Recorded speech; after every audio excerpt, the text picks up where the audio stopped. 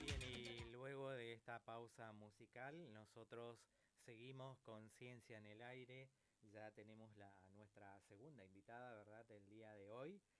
Por supuesto, saludamos a la geóloga Eva Bernet Tarragó, especialista en geofísica, en el campo magnético terrestre e hidrogeología. El tema que nos va a tocar en el día de hoy es arqueomagnetismo como método de datación innovador. Así es, Luis, tenemos una visita internacional, la primer visita Sí, internacional de Ciencia en el Aire. La tenemos a ella ahí. Vamos a sumergirnos en la profundidad de la Tierra, vamos a ver todo lo que tiene para contarnos, que la verdad que es alucinante. Vamos a presentar formalmente a Eva Bernet Tarragó, es geóloga por la Universidad de Zaragoza, especialista en geofísica, campo magnético terrestre e hidrogeología y candidata a doctora en ciencias por la Universidad Burgos de España. Bienvenida a Ciencia en el Aire, Eva. ¿Cómo estás?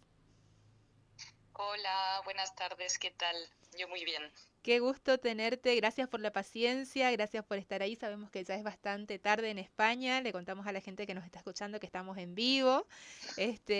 Así que bueno, gracias por tu paciencia sobre todo y gracias por tanto trabajo científico. La verdad que cuando leímos tu artículo y cuando Daniel Barazoín, que es un amigo en común que lo tenemos, nos presentó la propuesta, nos pareció alucinante saber y aprender sobre este gran trabajo que estás llevando adelante, Eva. ¿Nos querés contar qué es, en principio, el campo magnético terrestre? O sea, vamos a empezar por lo básico, por favor, porque queremos saber todo. Vale, pues bueno, muchísimas gracias por invitarme. Pues bueno, el campo magnético terrestre, que se origina por la rotación del núcleo externo, es una de las tantas características que permite que haya vida sobre la Tierra, en realidad, porque funciona como escudo protector contra la radiación cósmica, ¿vale? Ajá. Entonces, este campo magnético terrestre, que viene, pues eso, del interior de la Tierra, se caracteriza porque va variando de manera continua, tanto en dirección como en intensidad. Es decir, el norte magnético que marca la brújula no está siempre ubicado en el mismo sitio, sino que va moviéndose, por decirlo de alguna manera. Y puntualmente se origina lo que se conocen como inversiones del campo. Es Ajá. decir, que el norte magnético pasaría a estar al hemisferio sur en lugar de en el hemisferio norte geográfico, como está actualmente, ¿no? Sí. Entonces, pues es muy interesante porque además estas inversiones se producen cuando baja de manera muy drástica la intensidad del campo, ¿vale? Entonces, pues nosotros como geólogos o bueno, geofísicos y también arqueólogos, pues digamos que siempre estudiamos pues cómo ha sido la Tierra en el pasado para poder de alguna manera conocer el presente y poder llegar a predecir el futuro, ¿no? Entonces, por eso Ujú. es muy importante tener registros de cómo ha sido este campo magnético en el pasado.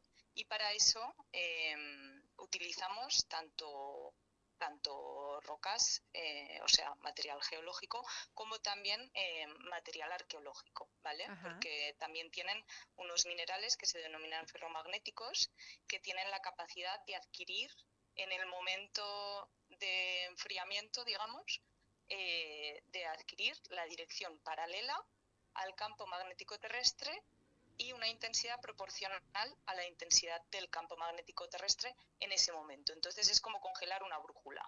Ajá. Y si conocemos la edad con métodos independientes, pues por ejemplo, isótopos radiactivos, etcétera, pues entonces esto nos sirve para reconstruir cómo ha sido el campo magnético en el pasado. Y de la otra manera, si no conocemos la edad, pero tenemos unas muy buenas curvas de variación de estas características, pues lo podemos utilizar como método de datación Ajá. absoluta. Y esto lo utilizamos en el caso del arqueomagnetismo. Eso te iba a preguntar, porque cuando leíamos el artículo hablaban sobre todo de una comparación como método con el carbono 14 y ese era el punto que por ahí es lo más conocido, lo que nosotros, el común de la sociedad, sobre todo en nuestro país, por ahí lo tenemos como más escuchado sobre todo. Sí. Este, Uh-huh. en comparación con el método del carbono 14, ¿qué diferencias hay y cuál es la ventaja que tiene este nuevo método de arqueomagnetismo? Bueno, pues es un método, el carbono 14 es un método muy bueno que se utiliza muchísimo en arqueología, porque básicamente lo que te permite es datar cualquier material que tenga carbono, ¿no? Es decir, cualquier tipo de material arqueológico que pueda tener materia orgánica.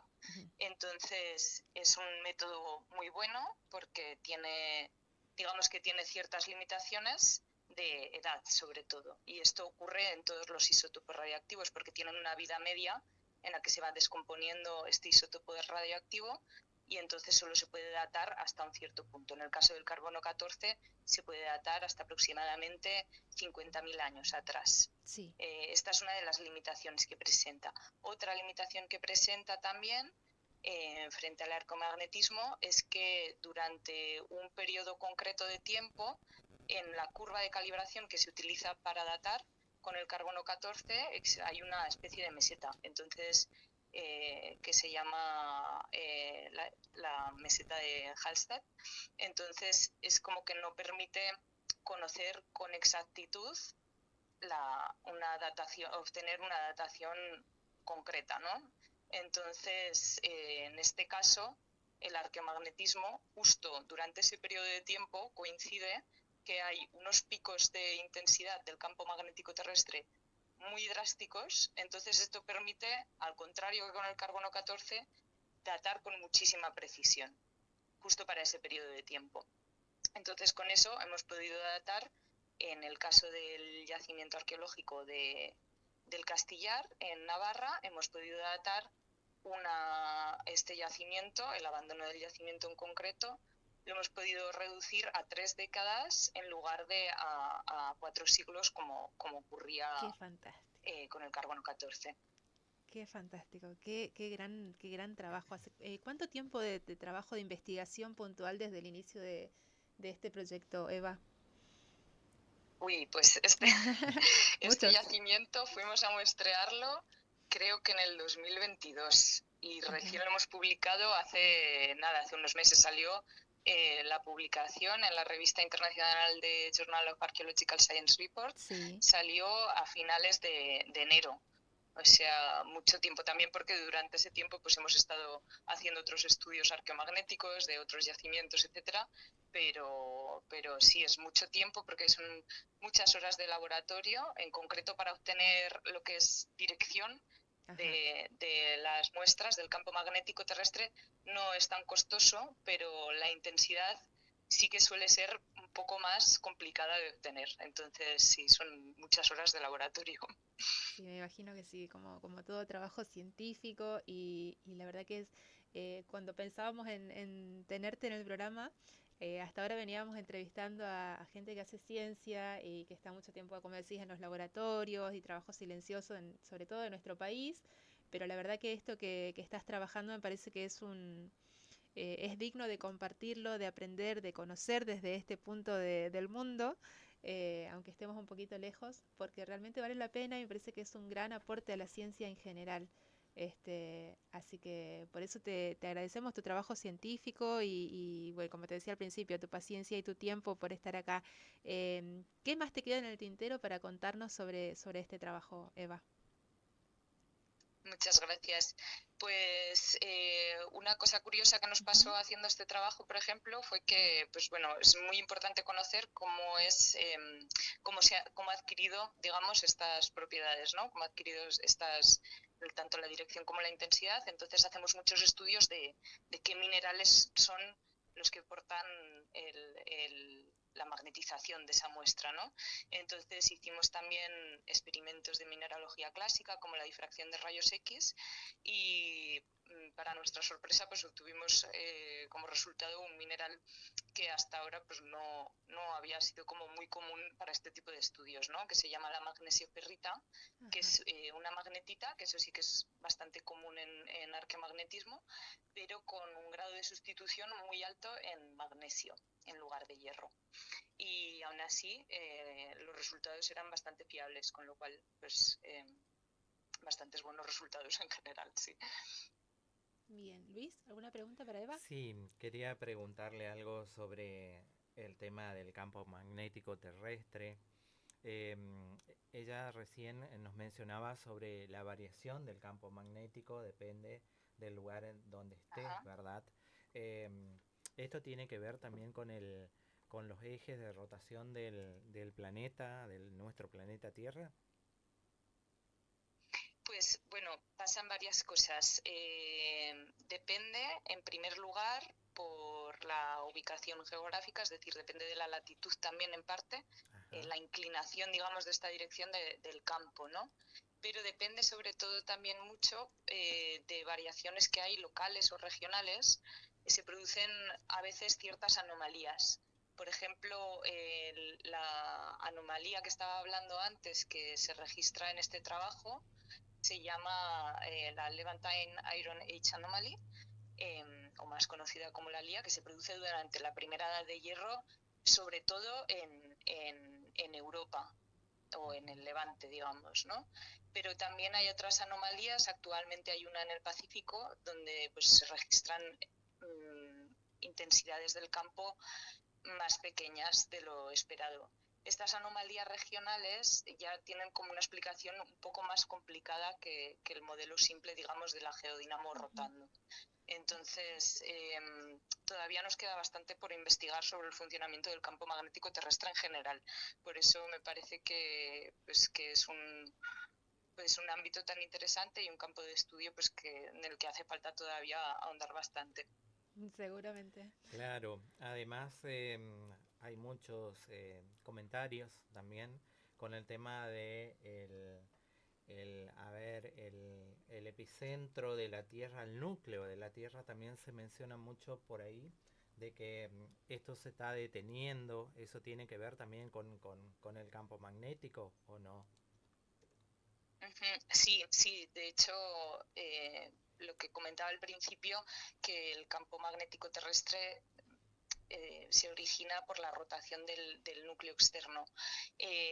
Claro, en el momento en que esta rotación se ralentiza, pues el campo magnético pues corre peligro, por decirlo de alguna manera. De hecho, hay varios planetas del sistema solar que se sabe que han tenido campo magnético terrestre y que actualmente no tienen, como por ejemplo Marte. Entonces, pero son fenómenos que de todas formas son muy a largo plazo.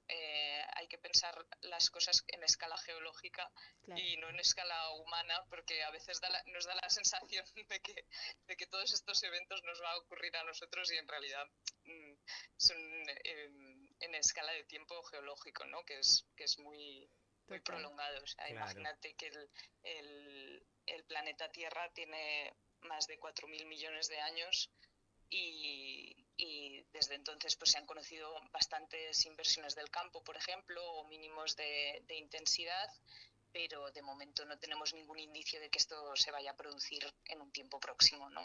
Bien. O al menos para nosotros. Que eso no suceda. Que eso no suceda. Exacto. ¿Algo más, Luis? Sí, no, simplemente eso, lo vamos a liberar a Eva y bueno, y agradecerle este contacto con nosotros. Sí, así es. Bueno, siempre nos despedimos con un gracias por tu aporte a la ciencia, pero bueno, creo que en este caso y con Eva es un gracias mucho mayor, mucho más grande, porque el descubrimiento y el hallazgo que ha hecho realmente puede cambiar un montón de paradigmas, me parece, de ahora en adelante, y con este tipo de investigaciones resolver incógnitas que vienen dando vuelta hace mucho tiempo y que nos acortan los tiempos y nos acercan mucho más a un resultado concreto. La verdad que es un trabajo increíble, Eva, y ya te vamos a comprometer públicamente para hacer una entrevista mucho más larga, con muchas más preguntas, donde la gente pueda interactuar y preguntarte, porque es muy interesante lo que haces y bueno, otra vez el gracias. Pues muy bien, muchísimas gracias cuando queráis. Yo encantada. Y muchísimas gracias también a vosotros por hacer divulgación de la ciencia, que me parece muy, muy importante. Te mandamos un abrazo que llega hasta España y nos volvemos a encontrar pronto. Bueno, un abrazo. Adiós. Gracias, Eva. Adiós. Bueno, así terminábamos de comunicarnos con la geóloga Eva Bernet Tarragó, especialista en geofísica desde España. Así es, tuvimos nuestra primera invitada internacional, también la tuvimos a la doctora Pamela Alarcón que nos habló sobre ECMO y cardiología. Un programa intenso, con Sí, mucha información, con con mucho muchos interés. nombres para reanalizar, mucha data, pero llegamos al final, Luis. Sí, así es. Nosotros llegamos al final de un programa más y nos veremos, si Dios quiere, por supuesto, el próximo viernes de 19 a 20 horas. Sí, nuevo horario, 19:20. Nuestro Gracias Mati en la operación, gracias Luis en la conducción, gracias a Zulia Aranda por el espacio de la radio, gracias Sara Rapenú, le mandamos un abrazo Sí, un enorme. saludo especial porque ella es la encargada de todas nuestras publicidades allí en las redes, En ¿verdad? las redes que pueden encontrarnos como Ciencia en el Aire. Sí. Y bueno, se nos re fue el tiempo. Nos vemos el viernes que viene. Un abrazo a todos y gracias por estar ahí.